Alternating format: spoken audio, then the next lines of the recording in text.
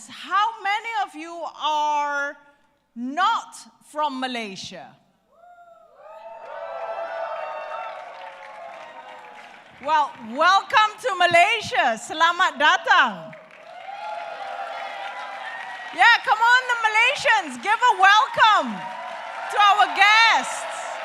Yeah. So, how's my slides doing? It's good. Okay. Great. Whilst the Incitement team are putting that on, I just wanted to share a bit about who I am and why I'm here today. So, Zikri announced earlier that I'm a medical doctor. Yes, for my sins I am. But, you know, the way I see it really is, that's just one of the things that I've done to be part of this journey in life, yeah? And I'll share with you my story in a moment, but my story links a lot to the stories of the rest of you.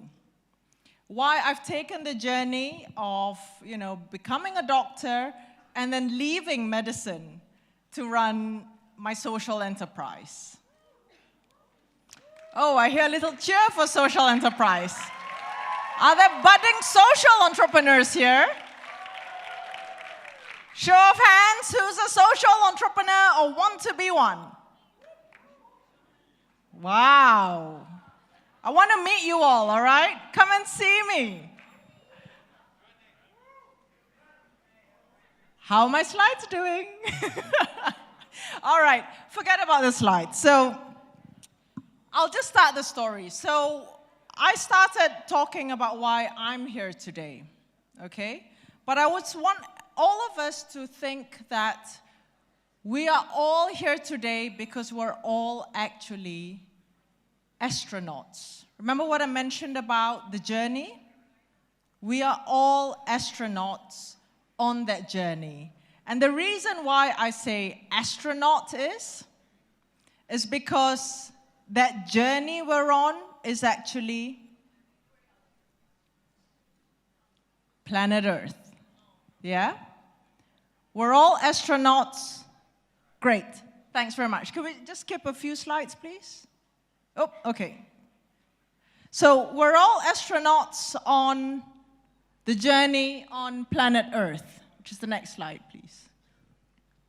So, unfortunately, there's only one planet Earth, but there's more and more of us, yeah? And we're close to 9 billion people. It works?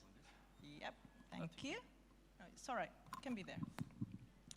So, there's close to 9 billion people on this planet Earth. And the resources of this planet is limited, yeah? The resources are limited, but there's more of us every single day.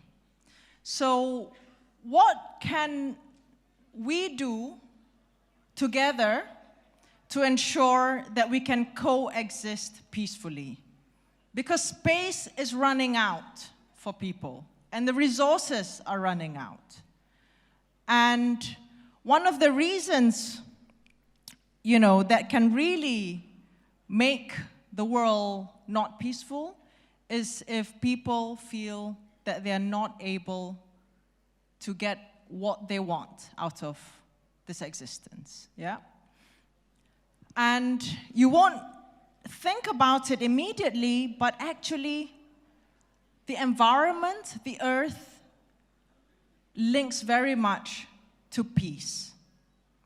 And at the same time, social justice can only be achieved when there is equality for everybody on earth. So all very big things. So now I want to come back to why I did this. And it might resonate with some of you in your own journeys in life. So I studied to be a doctor because in my society, you're expected to do certain things. And I think some of you might be familiar with that, you know, you've got to go to uni, you've got to find a job, and you've got to then, you know, work as a professional of some sort. When I started off, I actually wanted to become a photographer.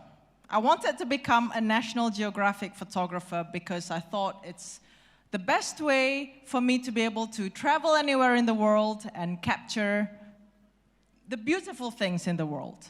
But of course, you know, how many people can really earn a living from being a photographer? It's a tough job, yeah? So the next best shot was to become a doctor, because that could also take me anywhere in the world, where I could work anywhere in the world too, with and meet lots of different people. So I did the whole journey, did medical school and everything, and I started working in the National Health Service in the UK. Anyone from the UK here?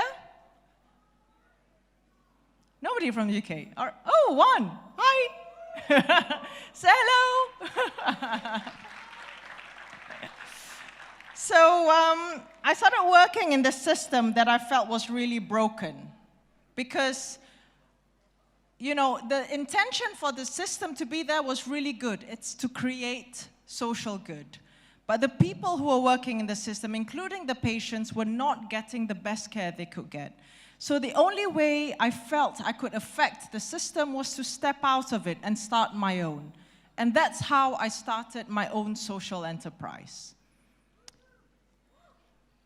So Eldridge Cleaver said that, you know, you're either a part of the problem or you're part of the solution.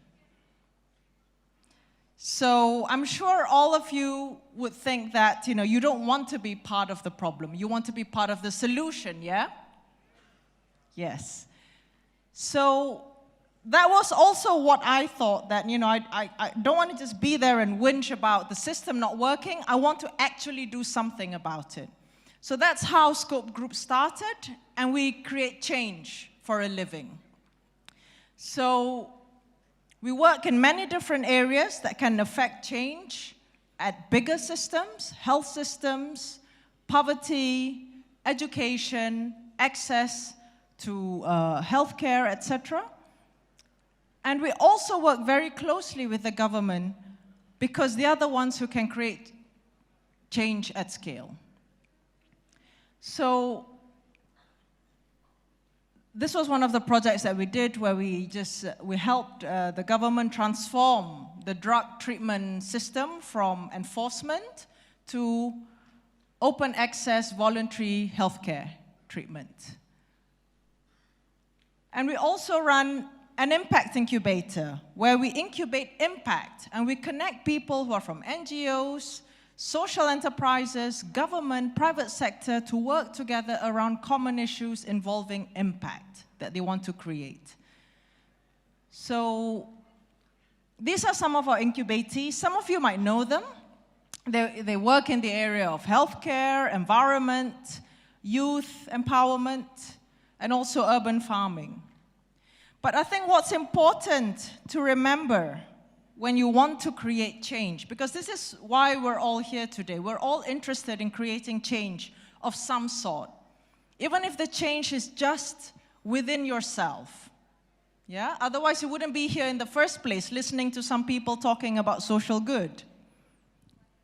So what's important is you realize that, you know, the old paradigm of people just talking about how much value you're creating, as in monetary sense, that's fast disappearing. Now the paradigm is about values. Coming back to your heart. Yay! Oh my God! Can I borrow your pillow, please? Thank you. Oh my God, another heart! Way! That's a heart with a hand. Oh my God. So thank you very much for your pillow. But yes, the values from the heart, yeah? So this is Gandhi saying this. And I really think it's a really powerful thing that he said, that, you know, this really shapes you as a person.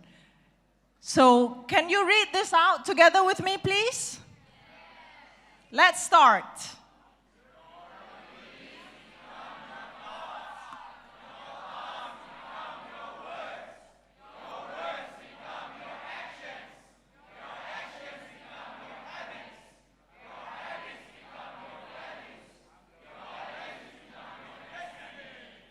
Thank you. Please give yourselves a big round of applause. So, what it is that you believe in? Share with me. What was that you said? Equal opportunity. Thank you. Thanks. Anyone else, what do you believe in? Humanity. Peace. Quality childcare. Beauty in diversity. Or unity in diversity. Yeah, it's a fantastic theme, isn't it? Okay, so exactly. Peace starts with you. And you know, you don't realize how important you are in the bigger context of the system, but realize it now.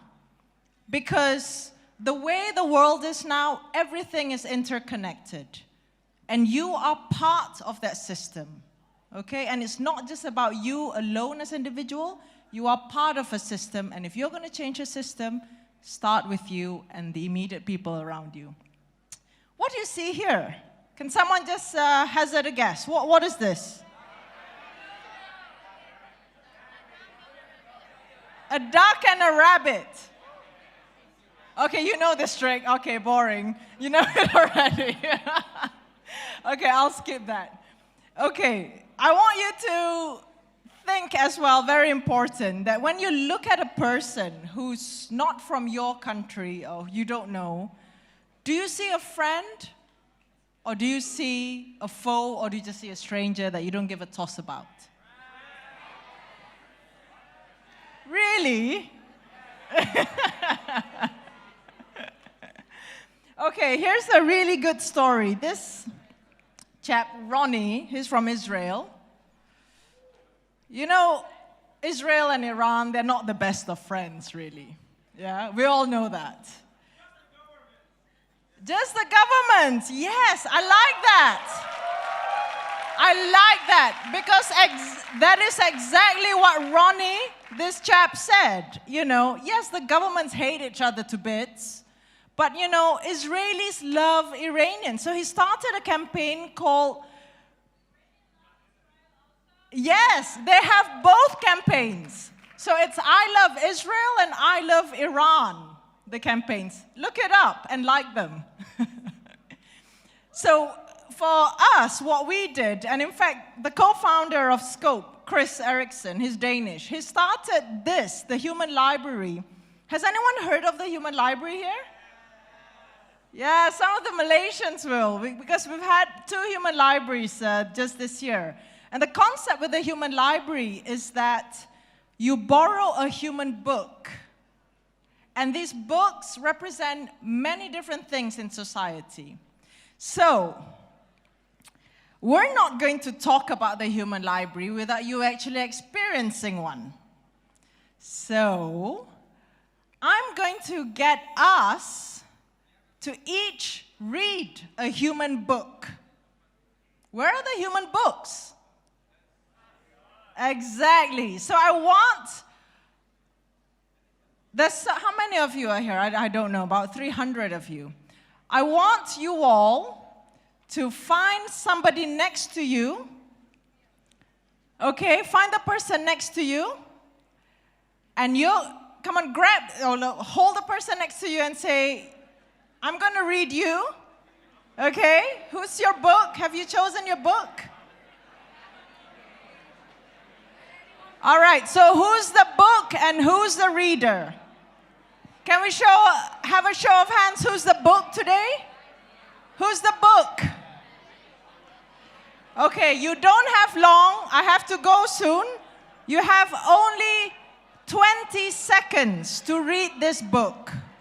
I want you to read the book and find out the story of this book. All right? 20 seconds from now.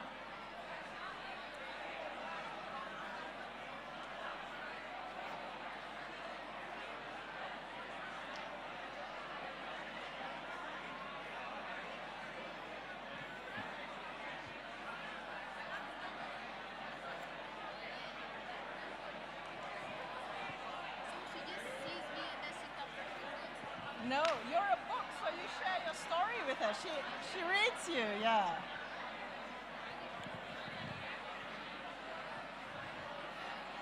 All right, I'm sorry, time is up. But you're all now readers of human books. Continue the conversations afterwards. Remember to listen louder and grow your nose for business. Anyway, take the first step, collaborate, and stay in touch with us. All right? Thank you very much.